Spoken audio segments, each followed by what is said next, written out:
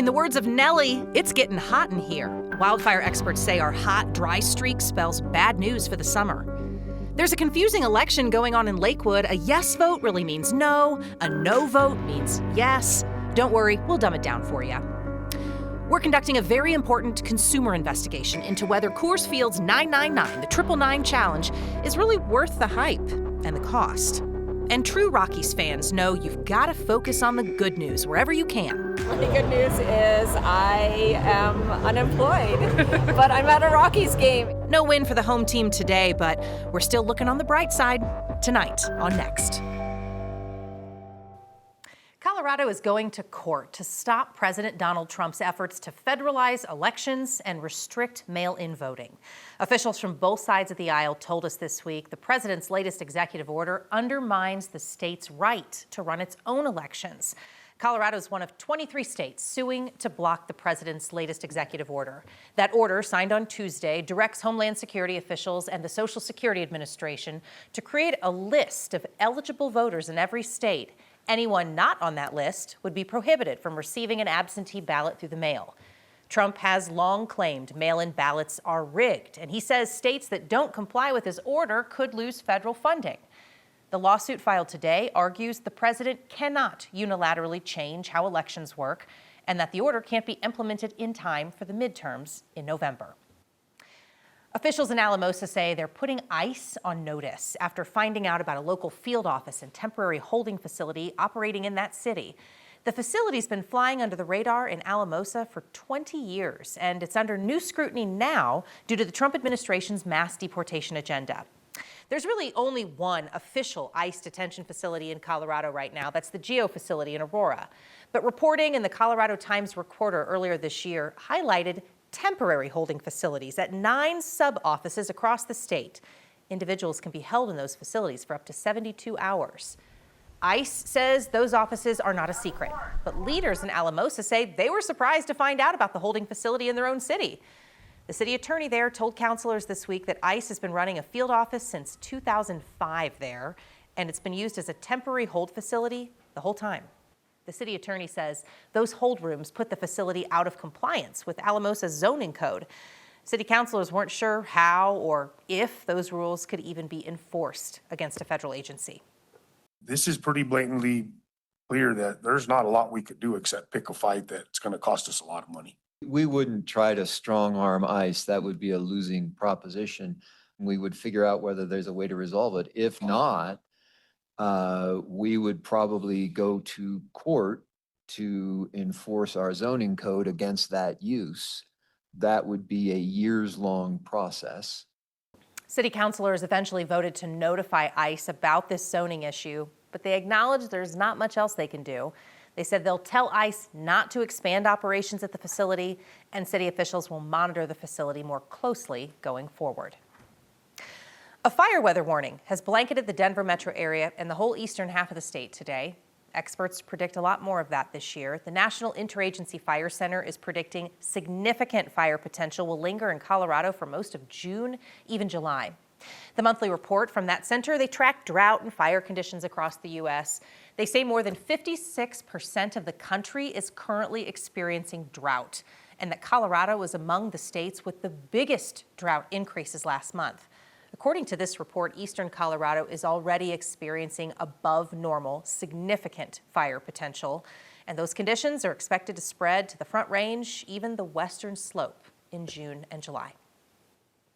Something you know well, Chris, but today it was talking about the wind. Wind's not helpful for fire conditions, but also not helpful for baseball. That's part of the concern, Jenny. Part of the concern is if we melt off that snowpack early, that'll overlap with our windiest time of the year, which is spring for us in Colorado. So we lose that snowpack cover and we get the wind. That's part of the added concern for May and early June, which tend to be windier than the middle part of summer, if that makes sense. It's wind plus the lack of snow cover, that equals that higher fire danger. Had that wind today, 51-mile-an-hour peak gust out at the airport. That wind already backing off. It'll continue to do so for the rest of the night. And then high pressure moves in from the south and the west. That means drier, warmer weather for us this weekend. That'll also get rid of that wind for tomorrow and for Easter Sunday as well. Pretty nice forecast for this upcoming weekend.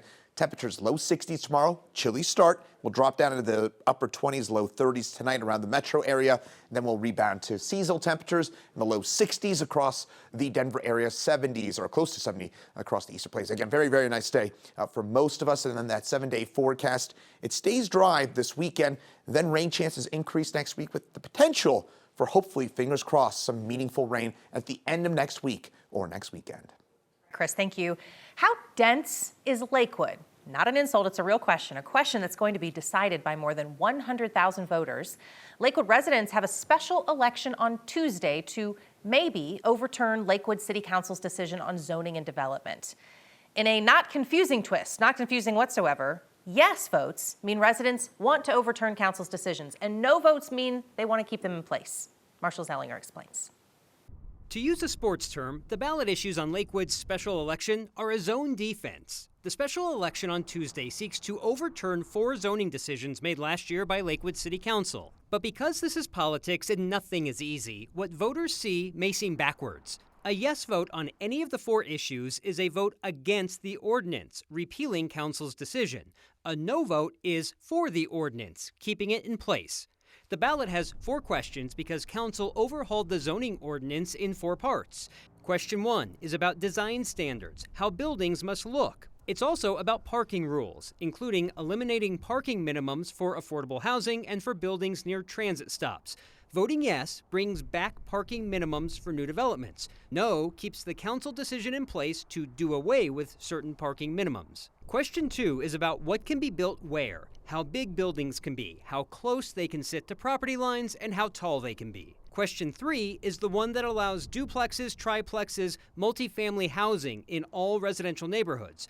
Consider question 3 being the one that allows multifamily housing everywhere, and question 2 is the one that dictates the rules for size and look. Question 4 is about the zoning map and which zone each property in the city exists. Again, yes votes undo and remove the ordinances, no votes keep them in place. This keeps me in business. Let's go back to what I said about question 2 and 3. 3 being the multifamily in all neighborhoods, and 2 being how they look and what size they are. It's possible voters could repeal, say, question 2, but keep question 3, and suddenly you have multifamily everywhere, but without the guardrails that existed under question 2. These, Jenny, are 4 of the more confusing ballot issues I've really ever covered. Is this like a slate vote, all 4, none of the 4? Could it go one or the other? That's not how this works. No, I mean, Each individual one could pass or not. Yeah, they could pass individually, but ideally the people for them and against them are slates, like do this all in one. And so the people for repealing are mainly individuals contributing money to this. The people against are people who support city council, housing and multifamily housing and diversity issues. I think there's some concern about like this would de-redline Lakewood by allowing more multifamily where you didn't used to have it. So ideally you could picture out like who's really for and against from the money standpoint. But yeah, from a work standpoint, if 1 or 2 fail, that is going to be more stories than we know how to handle. Good thing you can handle it. Yeah. You can handle it. Yeah, All right, yeah. Marshall. Thank you. The town of Erie says it no longer has a water supply emergency and people can start using their sprinklers again. A couple weeks ago, the town told residents and businesses and HOAs, stop using your sprinklers until they got to April. And what if they tried anyway? Well, officials warned if they got caught, water taps would be shut off. Today, the town says it now has a normal supply of water. People can use their sprinkler twice a week. They could add a 3rd day during extra hot and dry weeks. If conditions get worse, though, the town says they will consider enacting water restrictions again, like other Front Range cities have done. Workers from the JBS meatpacking plant in Greeley are now extending their strike into another week. 3 weeks ago, roughly 300 workers walked off the job. 3,800 workers walked off the job at one of the largest beef plants in the whole country. They're asking for more money, safer working conditions. JBS says they offered the union representing employees a widely accepted national contract with strong pay, benefits, and a pension. UFCW Local 7 says bargaining is scheduled for next Thursday and Friday. Workers say they'll be out there as long as it takes. If we don't get what we want, we're still here. We're ready for that. My family, they are back in Africa, West Africa, in Benin. And you're supporting them? Yeah, I have to support them. According to JBS, they've moved some operations elsewhere to prevent disruption. They also say some workers have returned to work, enough so that they've been able to run a normal shift.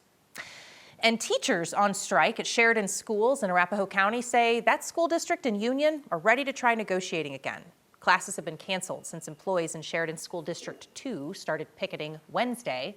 Those employees have been working without a union contract since August. They're asking for better pay, improved working conditions, and better communication. They've also been calling for expanded union membership to all Sheridan staff, not just the teachers. The union says they are back to negotiating tomorrow. The meeting with district officials is open to the public. It's at Rails Plus Inc. on South Tejon Street in Englewood, and community supporters are welcome to attend. Each week, Next viewers have chipped in $5 at a time to support a variety of causes helping our neighbors across the state. This week, your 304th week of giving, we can help rebuild the City Park Bandstand, which burned down last week. Here's Kyle with an update on this week's Word of Thanks. The City Park Bandstand in Denver has burned, a landmark of the community for more than a century, the center of so many celebrations, from City Park jazz to wedding and engagement photos and quinceañeras and graduation celebrations. It's gone, and that is out of our control. Here's what is within our control. We are going to rebuild the City Park Bandstand in Denver. This week's Word of Thanks microgiving campaign will be the kickstart that this project needs to get going. Our donations will go to the nonprofit, the Denver Park Trust. They exist to support Denver's park system, to pay for the projects that the city might otherwise not be able to afford. And in this case, the city knows that the costs to rebuild after insurance are likely to be more than $250,000 and could be considerably more than that. But we are going to make up a big chunk of that together as a community, because that is what you have done every week for 304 weeks now, pooling your $5 donations to raise $18 million for causes across Colorado.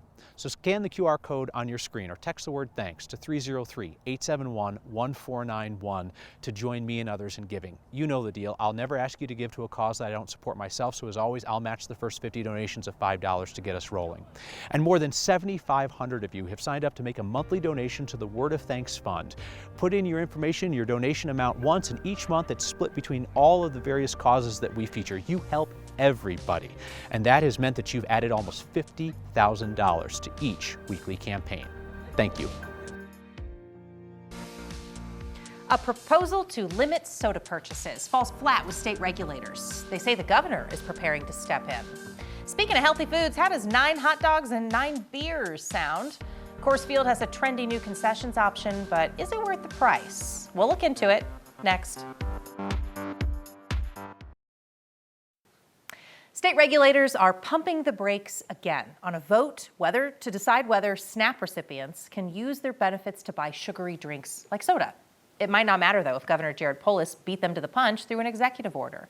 Last year, the USDA approved a waiver for Colorado to restrict SNAP benefit purchases for about 600,000 Coloradans. If the state board approves the waiver, families would not be allowed to use their SNAP benefits to buy drinks with added sweeteners and less than 50% juice. The state board is split. They delayed a final vote last month. Now they're delaying a vote again while lawsuits against similar restrictions play out in other states.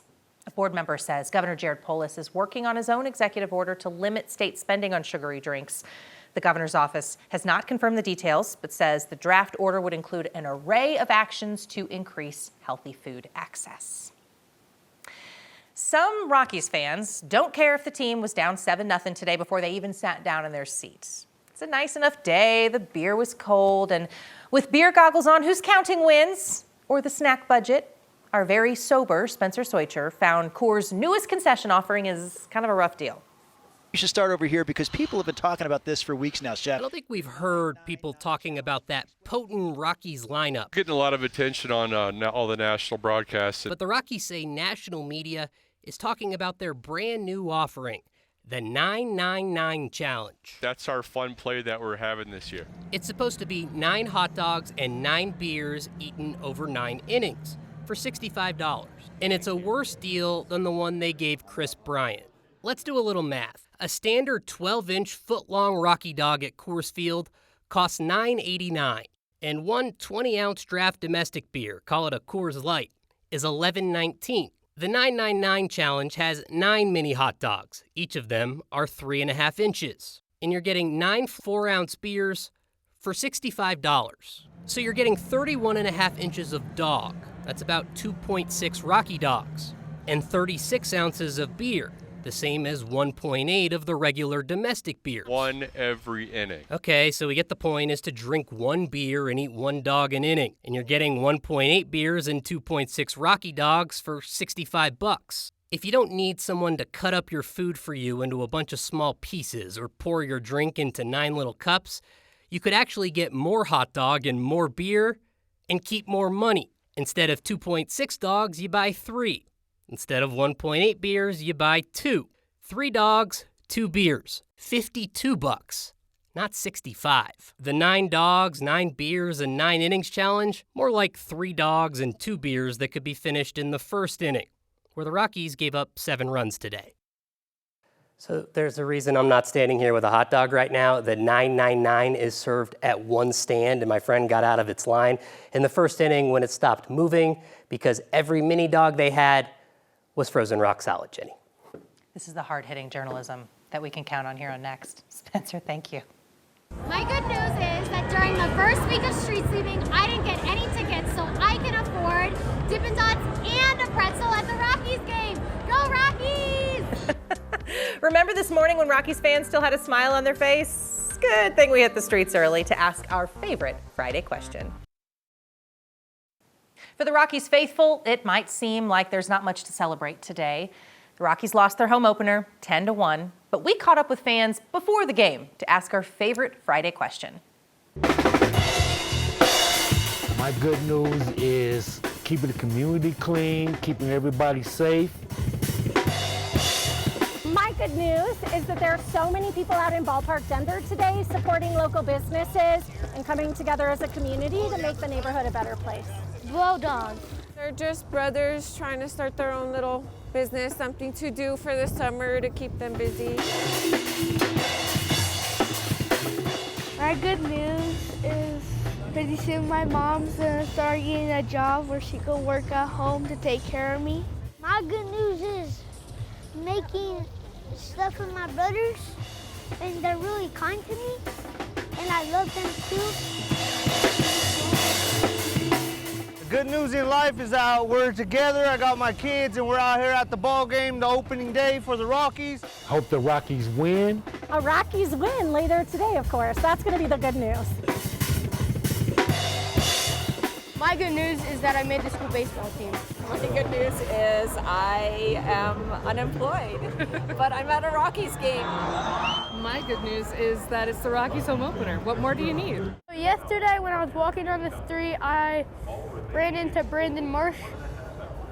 He's my favorite Phillies player. My good news is that during the first week of street sweeping, I didn't get any tickets, so I can afford Dippin' Dots and a pretzel at the Rockies game. Go Rockies! We're back with your feedback next. Welcome back. We got one text tonight asking if we know yet what caused the fire that burned down the City Park Pavilion. What we do know is that firefighters are still investigating, so not an answer on the cause yet, but something they're still trying to figure out. I also want to give a shout out to Tracy, who said, Kyle, I finally did it. Signed up to be a monthly donor to the Word of Thanks campaign. Been wanting to for a while, finally able. Not much, $10, but proud to be part of the movement. Thank you, Tracy, and to everyone else who donates weekly. Have a good night and a good weekend. We'll see you next week.